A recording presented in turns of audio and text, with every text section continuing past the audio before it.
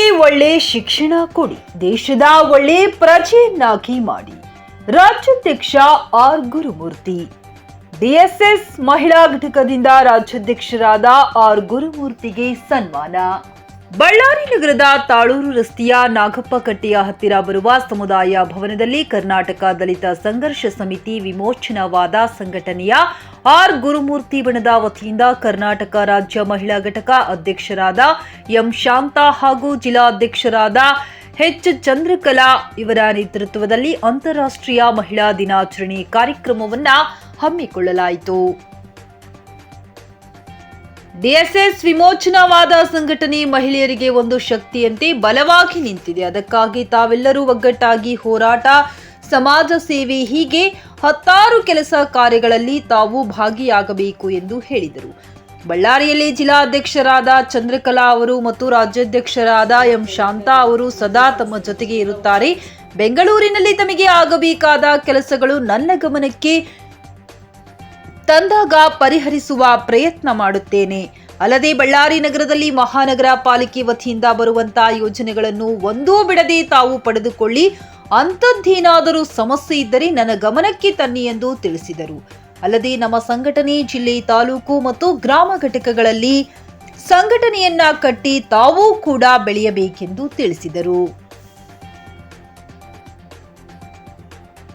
ಈ ಸಂದರ್ಭದಲ್ಲಿ ದಲಿತ ಸಂಘರ್ಷ ಸಮಿತಿ ವಿಮೋಚನಾವಾದ ಸಂಘಟನೆಯ ಸಂಸ್ಥಾಪಕ ರಾಜ್ಯಾಧ್ಯಕ್ಷರಾದ ಆರ್ ಗುರುಮೂರ್ತಿ, ಮಹಿಳಾ ರಾಜ್ಯಾಧ್ಯಕ್ಷರಾದ ಎಂ ಶಾಂತಾ, ಜಿಲ್ಲಾ ಅಧ್ಯಕ್ಷರಾದ ಎಚ್ ಚಂದ್ರಕಲಾ, ರಾಜ್ಯ ಕಾರ್ಯದರ್ಶಿ ದ್ರಾಕ್ಷಾಯಿಣಿ, ರಾಜ್ಯ ಉಪಾಧ್ಯಕ್ಷರಾದ ಯಶೋದಮ್ಮ, ಜಿಲ್ಲಾ ಪ್ರಧಾನ ಕಾರ್ಯದರ್ಶಿ ಕುಸುಮ, ಕಾರ್ಯದರ್ಶಿ ಉಮಾದೇವಿ, ನಗರಾಧ್ಯಕ್ಷಿ, ಜಿಲ್ಲಾ ಉಪಾಧ್ಯಕ್ಷಿ ವಸಂತಮ್ಮ, ಸಂಘಟನಾ ಕಾರ್ಯದರ್ಶಿ ಸುಜಾತಾ, ಮಂಜುಳಾ, ಉಮಾ, ಹುಲಿಗೆಮ್ಮ, ರಾಜೇಶ್ವರಿ, ಹೊನ್ನೂರಮ್ಮ ಸೇರಿದಂತೆ ಮುಂತಾದವರು ಉಪಸ್ಥಿತರಿದ್ದರು.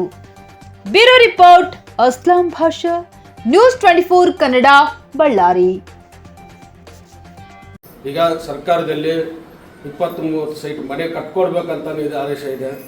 ಮಾಡೋರು ಬೆಂಗಳೂರಲ್ಲಿ ಈ ಥರ ಹೆಣ್ಣು ಮಕ್ಕಳು ಫ್ರೀ ಇದ್ದಾಗ ಆಫೀಸ್ನಲ್ಲಿ ತಿಳ್ಕೋಬೇಕು. ಏನಂತ ನಮ್ಮ ಹೆಣ್ಮಕ್ಳಿದ್ದಾರೆ, ಓದೋದು ಹೆಂಗೆ, ನೀವೆಲ್ಲರೂ ದುಡ್ಡು ಕೊಟ್ಟೆ ಓದಿಸ್ಬೇಕಂತೇನಿಲ್ಲ. ಸರ್ಕಾರದಲ್ಲಿ ಸ್ಕೀಮ್ಗಳಿದ್ದಾವೆ, ಫ್ರೀ ಇದ್ದಾವೆ. 6ನೇ ಕ್ಲಾಸಿಂದ ಫ್ರೀ ಇದೆ, ಓದಿಸ್ಬೋದು ಮಕ್ಕಳನ್ನ.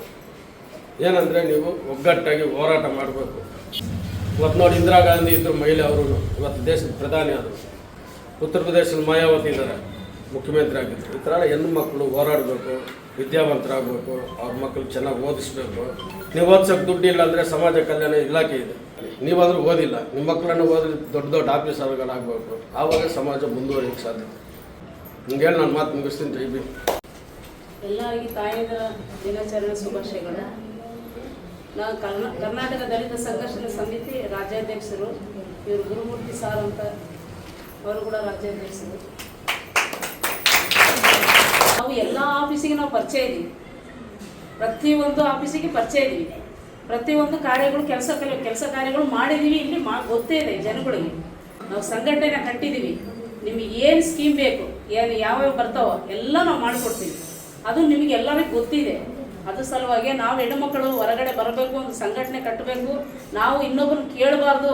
ನಾವು ಏನಾದರೂ ಒಂದು ಸಾಧನೆ ಮಾಡ್ಬೇಕಂತ ಒಂದು ಹೆಣ್ಮಕ್ಳದ್ದು ಒಂದು ಸಂಘಟನೆ ಕಟ್ಟಿವಿ. ಪ್ರತಿಯೊಬ್ಬರಿಗೆ ಏನೇ ಸಮಸ್ಯೆ ಇರಲಿ ನಮ್ಗೆ ಹೇಳ್ಬೇಕು, ನಾವು ಮಾಡ್ತೀವಿ. ಆದರೆ ಮತ್ತೆ ಇವಾಗ ಸಾರ್ ಬಂದಿದ್ದಾರೆ, ನಾವು ಹೇಳಿದ್ವಿ ಜಾಗ ಇದ್ದವರಿಗೆ ಜಾಗ ಮಾಡಿಸ್ಬೇಕು ಸರ್, ಮತ್ತು ಆಮೇಲೆ ಮನೆ ಇದ್ದವರಿಗೆ ಮನೆ ಕಟ್ಕೊಡ್ಬೇಕು, ಮತ್ತು ಹೇಳಿದ್ವಿ ಸರ್ ಅದೆಲ್ಲ ಮಾಡಬೇಕು ಸರ್. ಮತ್ತು ಭಾಳ ಕಷ್ಟದಾಗಿದ್ದಾರೆ, ಲೋನ್ಗಳು ಮಾಡಿಸ್ಕೊಡ್ಬೇಕು ಅಂತ ಹೇಳಿದ್ವಿ ಸಾರ್ಗೆ. ಆಯ್ತಮ್ಮ ಮಾಡೋಣ, ಅಲ್ಲಿ ಇಷ್ಟ ತಗೊಳ್ರಿ ಅಂತ ಹೇಳಿದ್ದಾರೆ ಸಾರು. ಅದು ಸಲುವಾಗಿ ನಾವು ಮಾಡ್ತೀವಿ. ಎಲ್ಲ ಆಫೀಸ್ಗಳಿಗೆ ಹೋಗಿ ಏನೇನು ಬೇಕು ನಿಮ್ಗೆಲ್ಲರಿಗೂ ನಾವು ಮಾಡಿಕೊಡ್ತೀವಿ. ನಮ್ಗೆ ಹೇಳ್ರಿ, ನಾವು ಮಾಡ್ತೀವಿ. ಮತ್ತು ಸಾರ್ ಇನ್ನು ಮಾತಾಡ್ತಾರೆ. ಒಂದು ನಮಸ್ಕಾರ. ಫಸ್ಟ್ ಆಫ್ ಆಲ್ ನಾನು ಇವತ್ತೆಲ್ಲರೂ ತಾಯಿಯ ದಿನಾಚರಣೆಯನ್ನು ಶುಭಾಯಿಸ್ತಾ ಇದ್ದೀನಿ. ಎಲ್ಲರಿಗೂ ಧನ್ಯವಾದಗಳು. ನನ್ನ ಹೆಸರು ಕಲ್ಪನಾ ಅಂತೇಳಿ. ನಿಮಗೆ ಆಲ್ರೆಡಿ ಗೊತ್ತಿದೆ, ಬಳ್ಳಾರಿ ಜಿಲ್ಲಾಧ್ಯಕ್ಷರು. ಅಷ್ಟೇ ಹೆಣ್ಮಕ್ಳು ಕಷ್ಟ ಏನಿದೆ, ನಾವು ಹೊರಗಡೆ ಬಂದಿದ್ದೀವಿ, ನಾವು ಏನು ಮಾಡ್ತಾಯಿದ್ದೀವಿ ಅನ್ನೋ ಸಾರ್ ಕೂಡ ನಾವು ನಿಮ್ಮೆಲ್ಲರ ಮಾಹಿತಿ ಕೂಡ ಅವ್ರಿಗೆ ಗೊತ್ತಾಗಬೇಕಂತೇಳಿ ನಾವು ಇಲ್ಲೆಲ್ಲ ನಿಮ್ಮನ್ನೆಲ್ಲ ಕೂರಿಸಿದ್ದೀವಿ. ಅದಕ್ಕಾಗಿ ನಾನು ನಿಮ್ಮಲ್ಲಿ ಹೇಳ್ತಾ ಇದ್ದೀನಿ. ಮತ್ತು ಈಗ ನಿಮ್ಗೆ ಏನಾದರೂ ಪ್ರಾಬ್ಲಮ್ ಇದ್ದರೆ, ಇವಾಗ ಏನಾದರೂ ಲೋನ್ಸ್ ಆಗಲಿ, ಏನಾದರೂ ಟೀಮ್ಗಳು ಏನಾದರೂ ಬಿಟ್ಟಿದ್ರು ಕೂಡ ನಾವು ಎಲ್ಲ ಇದ್ಕೊಂಡು ಎಲ್ಲ ತಿಳ್ಕೊಂಡು ನಿಮಗೆ ಮಾಹಿತಿಯನ್ನು ಕೊಡ್ತೀವಿ. ನಿಮಗೂ ಇದ್ದಿದ್ರೆ ನಿಮಗೂ ತಿಳಿದಿದ್ರೆ ನಿಮಗೆ ಮಾಹಿತಿ ಕೊಡ್ರಿ, ನಾವು ಜೊತೆಯಲ್ಲಿದ್ದು ನಿಮಗೆಲ್ಲ ಸಹಕಾರ ಮಾಡಿ ನಾವು ಏನಾಗಬೇಕು ನಮ್ಮ ಕೈಲಾದಷ್ಟು ಸಹಾಯ ನಾವು ಮಾಡ್ತೀವಿ ಅಂತ ಹೇಳ್ತಾ ಇವೆರಡು ಮಾತುಗಳನ್ನು ಮುಗಿಸ್ತಾ ಇದ್ದೀವಿ.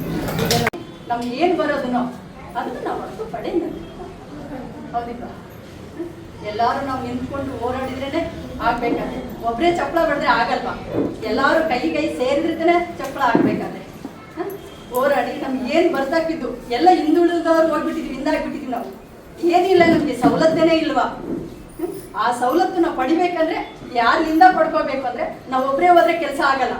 ಒಂದು ಕೆಲಸ ಮಾಡ್ಬೇಕಂದ್ರೆ 15 ದಿವಸ ದುಡಿಬೇಕು ಹೋಗ್ಬೇಕು ನಾವು, ಹೌದಿಲ್ವಾ? ದುಡ್ದು ತಂದು ನಾವು ಕೂಲಿ ಮಾಡ್ಕೊಂಡು ಬರ್ಬೇಕಾದ್ರೆ ಕಷ್ಟ ಆಗ್ತೈತೆ. ನಮ್ಗೆ ಒಂದು ಕೆಲಸಕ್ಕೆ ಅದೆಷ್ಟು ಕಷ್ಟ ಆಗ್ತದೆ ಅಂತ ಹೇಳಿ ಅದಕ್ಕೆ ಸಂಘಟನೆ ಮಾಡಿದರೆ ಒಬ್ಬರಿಂದ ಒಬ್ರು ಕೆಲಸ ಆಗಬೇಕಂದ್ರೆ ನಾವು ಗುರಿ ಮಾಡಲೇಬೇಕು. ಮನೆಯಲ್ಲೇ ಇರ್ತಾರೆ, ಮನೆಯಲ್ಲಿರೋರು ಇರೋದ್ರಿಂದ ಯಾರಿಗೊಬ್ರಿಗೂ ಏನು ಗೊತ್ತಾಗ್ತಾ ಇಲ್ಲ. ಹೊರಗಡೆ ಬಂದರೆ ನಮಗೆ ಎಲ್ಲ ಮಾಹಿತಿಗಳು ಸಿಗ್ತವೆ, ಎಲ್ಲಿ ಏನು ನಡೆಯುತ್ತೆ ಅಂತ, ಎಲ್ಲಿ ಏನೇನಾಗುತ್ತೆ ಅಂತ ನಮಗೆಲ್ಲನೂ ಗೊತ್ತಾಗುತ್ತೆ.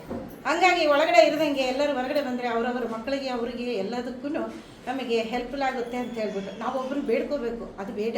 ನಾವೇ ಸ್ವತಂತ್ರವಾಗಿ ನಾವು ಹೋರಾಡಿ ನಾವು ಗೆಲ್ತ್ಕೊಳ್ಳೋಣ ಅಂತ ಹೇಳಿ ನಾನು ಇವೆರಡು ಮಾತುಗಳನ್ನು ತಿಳಿಸ್ತೀನಿ. ಕಟ್ಟಿರೋದ್ರಿಂದ ನಮಗೆ ಸಂಘಟನೆ ಕಟ್ಟಿರೋದೇ ನಮಗೆ ಏನು ಅನ್ಯಾಯ ಆಗಿರಬಾರ್ದು, ನಮಗೆ ಒಂದು ಒಳ್ಳೇದು ಆಗಬೇಕಂತಲೇ ನಾವು ಈ ಸಂಘಟನೆಯನ್ನು ಕಟ್ಟಿದ್ದೀವಿ. ಯಾವುದೇ ಇರಲಿ ನಮ್ಮ ಸಂಘಟನೆ ಕಡೆಯಿಂದ ಎಲ್ಲದಕ್ಕೂ ಹೆಲ್ಪ್ ಆಗುತ್ತೆ. ಇದನ್ನು ನಾವು ಎಲ್ಲ ಸಂಘಟನೆಯನ್ನು ಒಗ್ಗಟ್ಟಿಂದ ಮಾಡ್ಕೊಂಡು ಹೋಗ್ಬೇಕಂತಂದೇಳಿ ನಾನು 2 ಮಾತುಗಳು